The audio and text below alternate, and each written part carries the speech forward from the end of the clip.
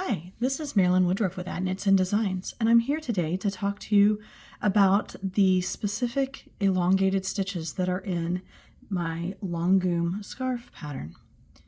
The first is a series of wavy drop stitches that you can see here on my swatch.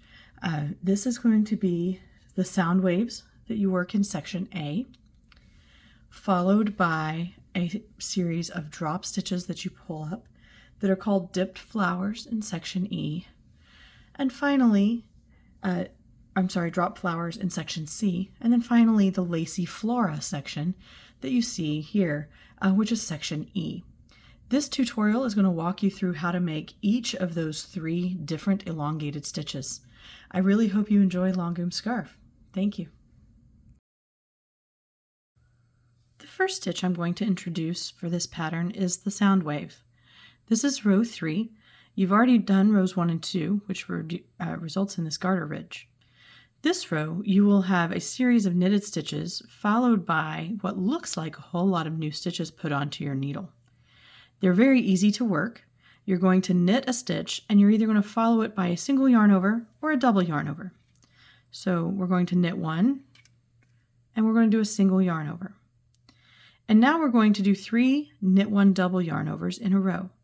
That looks like this, where you knit one stitch, and now for a double yarn over, I'm going to do a regular yarn over, and I'm going to go around one more time. So I'm going to do this another time, knit one, double yarn over, and finally knit one, double yarn over. Then I will end this section by knit one, regular yarn over, and then I'll knit 5.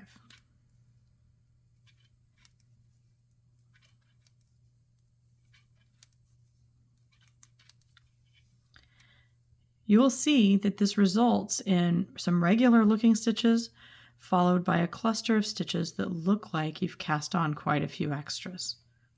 You'll work this all the way across, and then when you get to the next row, you'll see reference to drop stitches.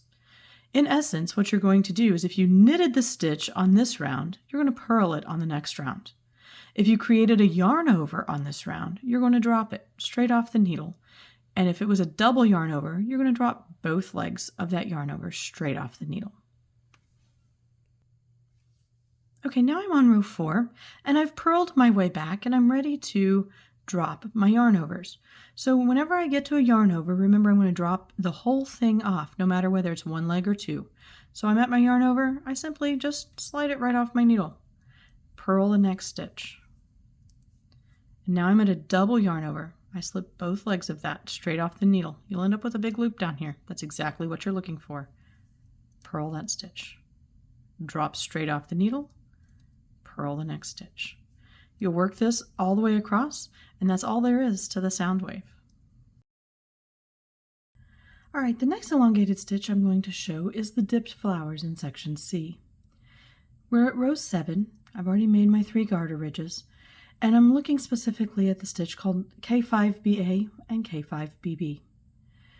I've started my row, and my repeat is going to start and end with a knit one. It'll be very easy to leave one of those knit ones out, so please make sure that you're doing your repeat accurately.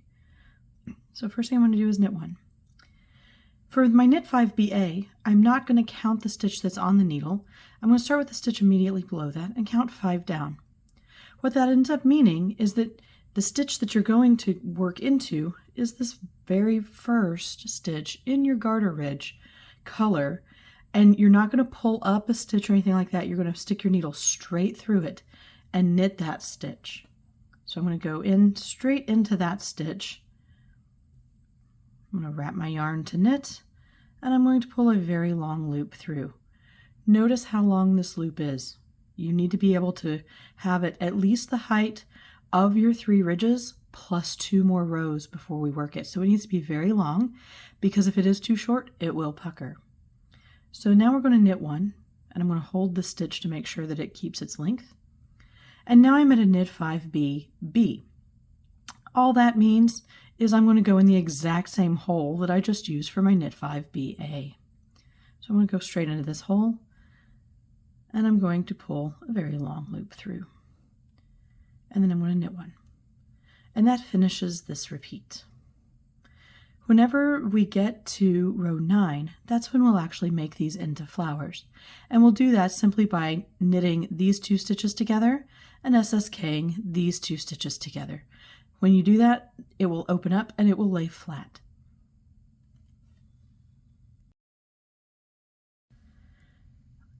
The last stitch we're going to look at is for section E, the lacy flora stitch.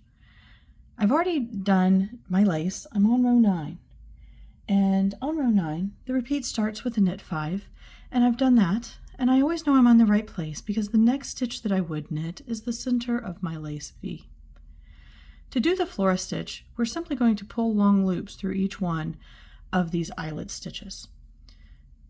So this looks like this. We're going to go in, poke our needle into the eyelet at the far right, pull up a loop, go into the next eyelet, pull up a longer loop,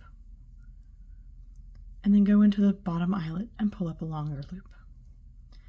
That's all there is to the flora stitch. Now we're going to knit 1, and we're going to do it again. We're going to start with the rightmost eyelet, pull up a long loop, next eyelet, long loop, and the final eyelet, long loop. And then we're going to knit 4 to finish our repeat.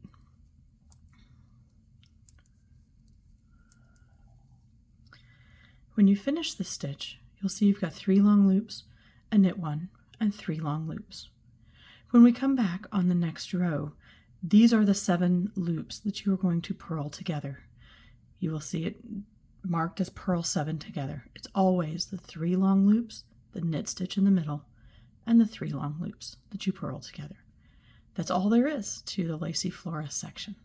Enjoy making the Longum scarf, and thank you for knitting with me. Happy knitting!